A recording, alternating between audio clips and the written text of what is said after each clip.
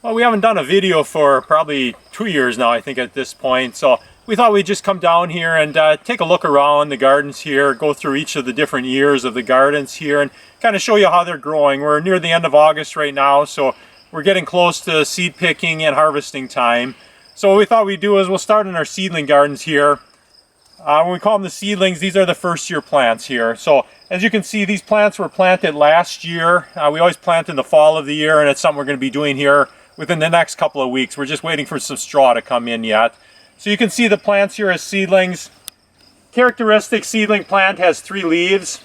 Once they reach mature stage, the leaflets are going to have 5, or the branches will have 5 leaves on each of the leaflets. But as seedlings here, they have 3 leaves, and these are very good seedlings. I mean, they're really nice, dark and green, and they're, the leaves are very big on them.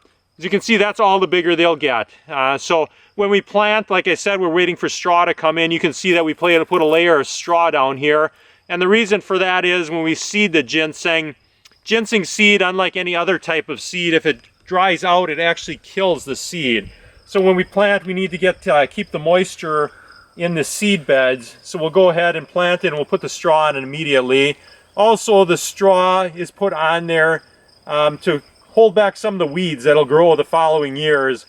Ginseng does not have any, or we do not have any type of herbicide that we can spray on ginseng, so we actually weed this by hand. So we've weeded this garden a couple times this year. We'll go through and we'll weed it again.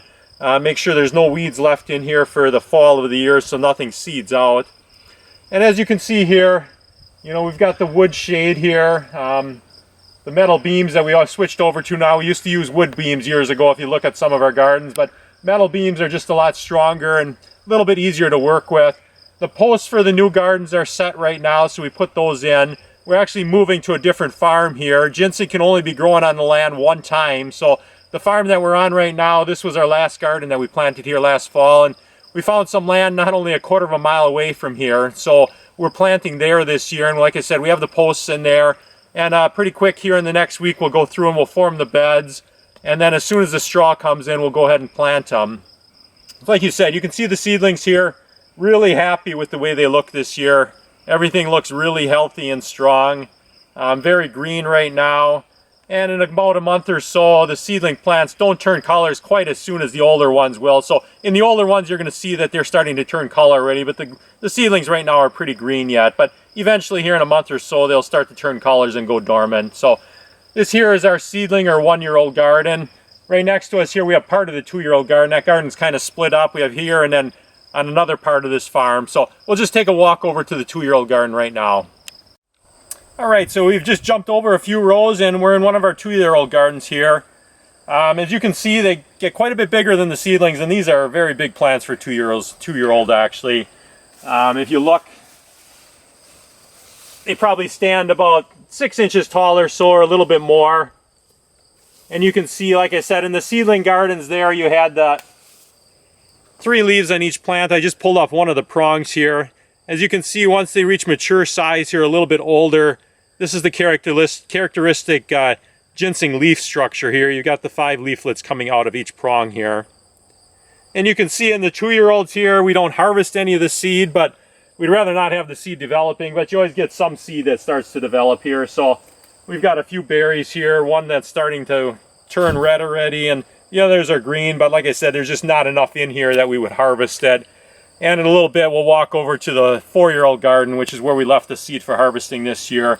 You can see some of the mature berries at that point. So this just kind of gives you an idea of the different ages as they grow up. Like I said, we went from the seedling garden, which is the 1-year-old planting, to the 2-year-old garden here. And next we'll walk over to the 3-year-old garden. And you can see each year the plants get progressively bigger. And hopefully the roots are getting progressively bigger each year too, and I'm sure they are. Alright, now we're in our 3-year-old garden here. As you can see in here, when we go into the 4s, you're going to see we've got some berries in there. On the 3s, normally there's a lot of seed in a 3-year-old garden also because they're mature plants at that point. But one thing we did this year, and we've done for the past couple years, is we really don't need all the seed that we harvest off of 3s and 4s since we go 4-year-old roots now. So we go ahead and we actually debud them, what we call debudding them. And we'll go through around the middle to end of June, and we actually pull off the buds that are on the plants here. You can see here is just the seed stem, and we've actually taken the buds off of them. And the reason we do that is that the plant takes a lot of energy to produce the berries and seed. So if we can take those buds off of there and the plant's not putting that energy into the berries and seed, it actually puts it into the root. So we get a much better root growth during the summer here as 3-year-olds especially. You can see we missed a few of them here. Here's one that has some berries on. When we go through here, there's a lot of plants, and once in a while we obviously are going to miss some of the buds. So you see a few berries here, but we actually did a pretty good job doing this here. It was just our own crew here, myself, my brother, and 2 of our workers that did all the debudding here. We went through twice in this garden here and pulled them off. Another thing that you can see on these plants right now, we're the end of August right now. You can see they're actually starting to turn colors for the fall already. You can see the purple and a little bit of the reddish hues, but mainly the purple hues right now. Just like the leaves will turn colors on like maple trees and things like that. As the ginseng begins to go dormant in the fall of the year, it begins to turn colors. So it's going from the green to like the purplish hues right now. So we see that every year. And if you come back in here in like 3 or 4 weeks, you know, most of the plants will have been turned by that time. Okay, now we've taken a walk over into our 4-year-old garden here. This garden will actually get harvested in about a month right now. We're at the end of August right now. First part of October we'll schedule to harvest. As you can see in here, this garden we did not debud.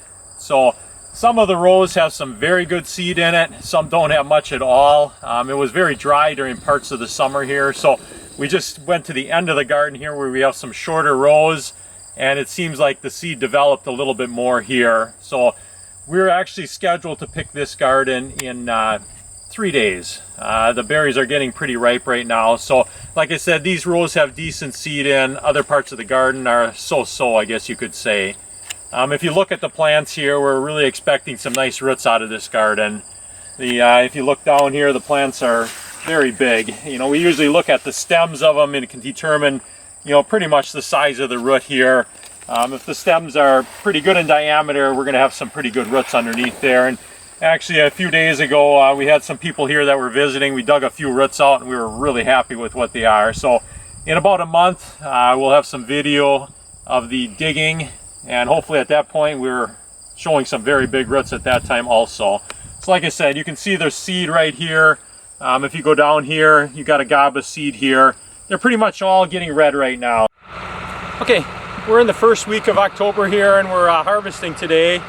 You saw this garden earlier in the video here. This was the garden that had some seed on. So it's time to harvest now. We went ahead and we tore the entire shade structure down, and we pushed off the tops that were remaining and any of the straw. So everything's looking real good today. Beautiful day here. Roots are just perfectly clean. There's no disease at all in them. They're very good size. So yeah, everything's looking very good here. We've got the crew out here today, so hopefully we can finish up this patch here today. Like I said, the weather looks good. We were scheduled to go tomorrow, and then it looked like it was rain. So we moved it up one day and we're able to get the people here. So as you can see, we go through and we dig out every other bed, and then we come through and the digger lays them out by hand here. And you'll see some clips there of the roots going up the digger also in a little bit here. But you can see the roots just go up the digger. We kind of shake the ground off of the roots as they go up the digger, and we lay them back down here, and then we just come back through and we'll pick them up by hand here now, put them in pails, and then either into boxes or on the wagon. And then these roots will now go into the cooler for approximately 2 weeks before we wash and dry them, and which will take another 2 weeks. So it's the beginning of October right now. I think October 5th, or October 4th actually. They'll probably be dry around the first part of November.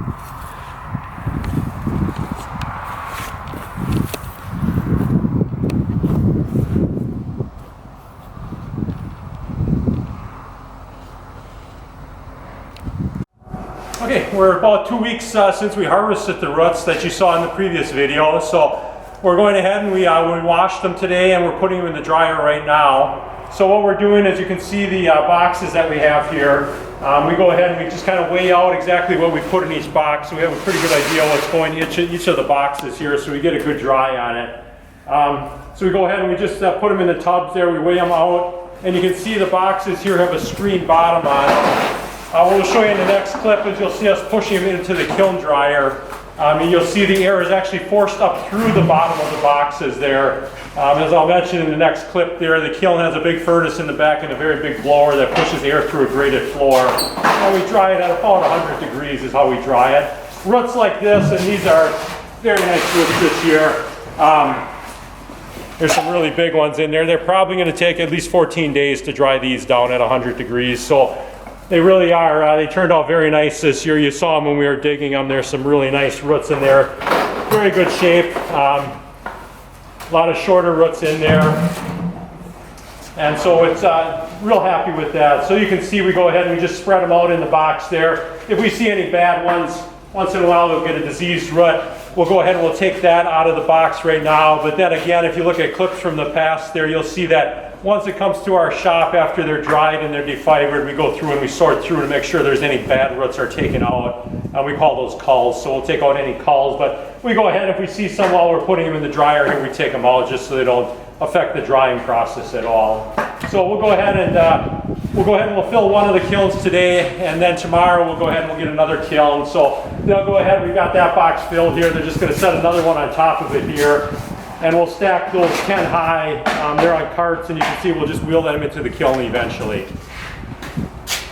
All right, now we've got 10 of the boxes filled here on one of our stacks here. And we'll go ahead and we're going to push them into the dryer. As you can see, as I've talked in previous years, it's what we call a kiln dryer. The air actually gets forced up through the bottom of the boxes. There's a furnace and a big blower in the back of the kiln. And we force the air through there at about 100 degrees Fahrenheit. So we'll go ahead and we'll push this one into the kiln. You can kind of see what it looks like. It just looks like a semi-trailer actually, but it's got a graded floor, like I said, a big furnace and a blower in the back.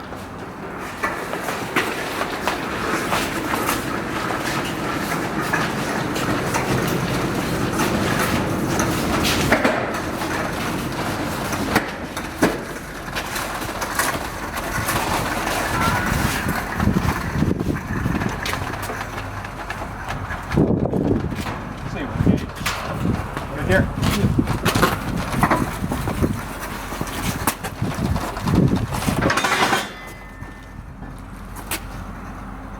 How's that? Good. Come on.